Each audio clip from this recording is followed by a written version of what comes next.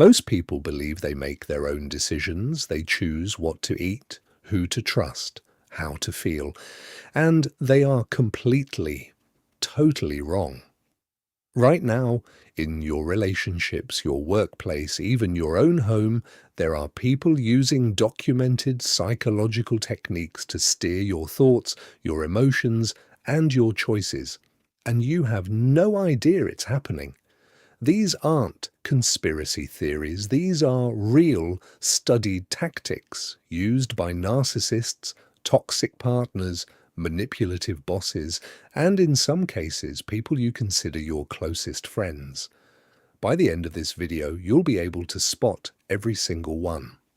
Welcome to Dark Lens. I'm going to show you how the world actually works, not the version people want you to see. Today, we're breaking down 7 psychological manipulation tactics, not to teach you how to use them, but so you can recognize them the moment someone tries to use them on you. Stay until trick number 7. It's the one most people experience their entire lives and never once see coming. Trick number 1. The foot in the door technique.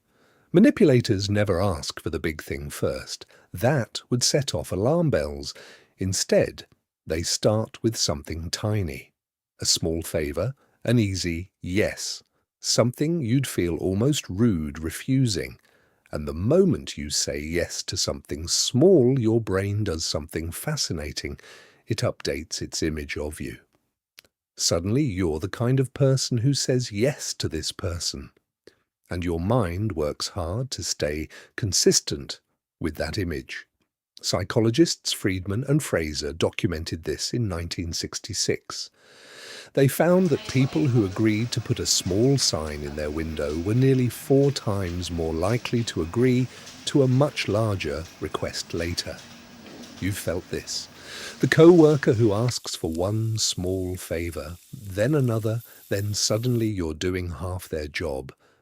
The partner who needs just one compromise, then another, until the relationship runs entirely on your sacrifice. The foot is in the door, and it opened from the inside. Trick number 2. Manufactured urgency. Urgency is one of the most weaponized forces in human psychology.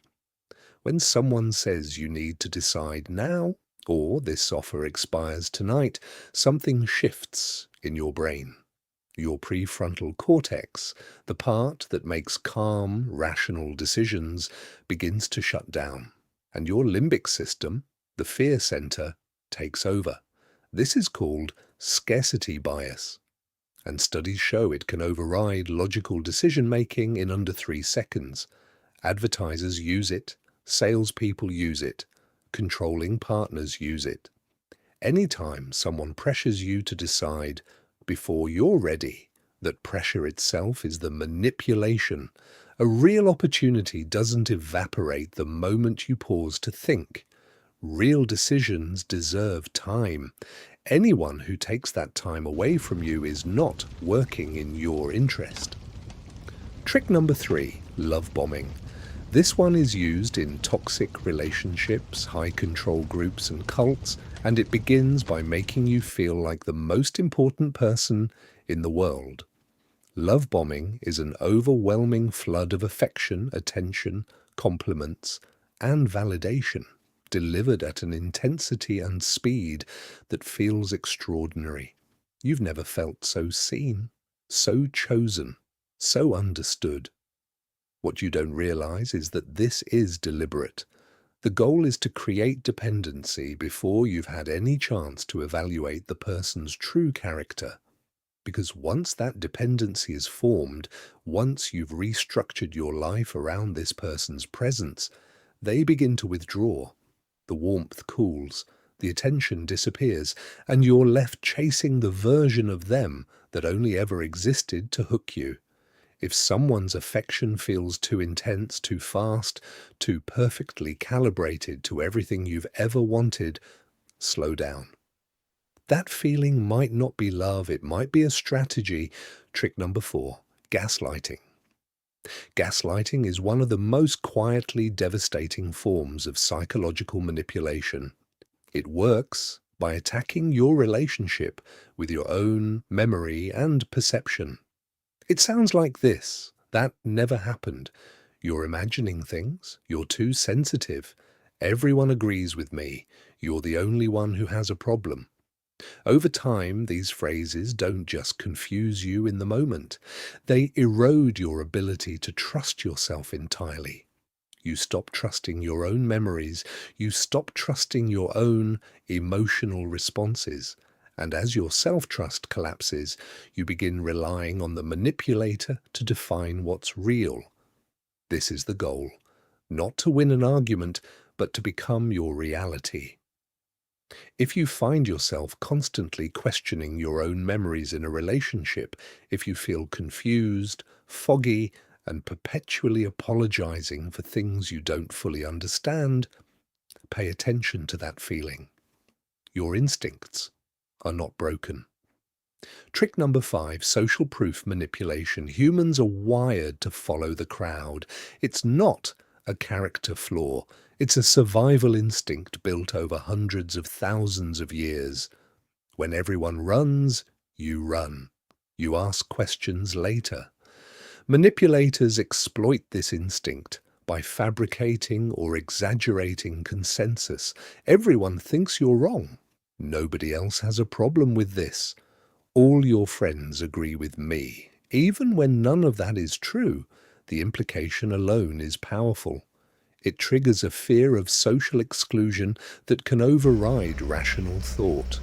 You see this in fake reviews, in inflated crowd reactions, in orchestrated social pressure.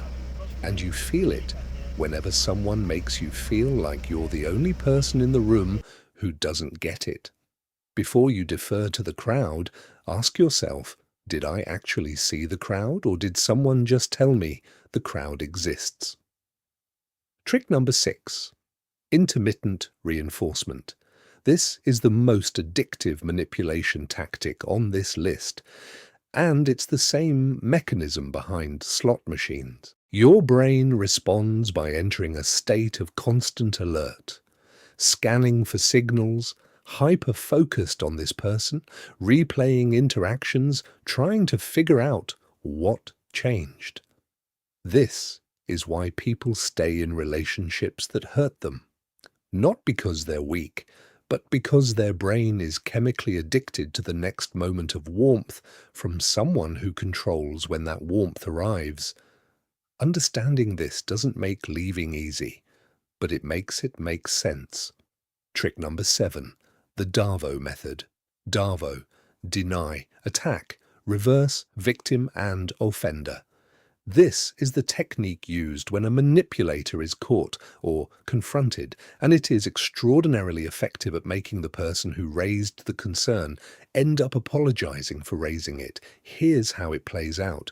You confront someone about their behavior. They immediately deny it ever happened. Then they attack your character, your motives, your credibility. And then comes the reversal. Suddenly, they are the victim. You are the aggressor. Your concern has become an attack. The psychological disorientation this causes is so intense that most people back down. They apologize. They comfort the very person who wronged them. DARVO was named and documented by psychologist Jennifer Freed. It's been observed in abusive relationships, toxic workplaces, and in individuals with narcissistic and sociopathic traits. Now that you can name it, you can see it the moment it starts. And the moment you see it, its power over you is finished. 7 tricks. 7 ways your thoughts and decisions can be quietly steered without your awareness or your consent. But here's what I want you to take from this. Knowledge is not just power. Knowledge is armor. The moment you can name what's being done to you, it loses its grip. You are not paranoid for noticing these patterns.